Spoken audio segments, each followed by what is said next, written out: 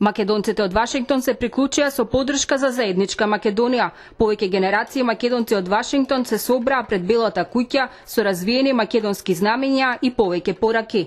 Ја изразуваме нашата целосна поддршка за нашите браќа и сестри во Македонија. Да ја зачуваме нашата единствена татковина, нашата слобода и независност. Сега, кога сме своји на своето, нема да дозволиме никој друг да одлучува за нас, за нашата судбина и за иднината на нашите деца и внуци. Македонија е наша земја. Ова е наша битка. За Македонија одлучуваат македонците и сите други лојални граѓани на Македонија, а не туѓинците и нивните јатаци. Македонците од пред Белата куќа порачаа: нашите татковци и дедовци не се бореа за денес некој друг да ни ја крои судбината.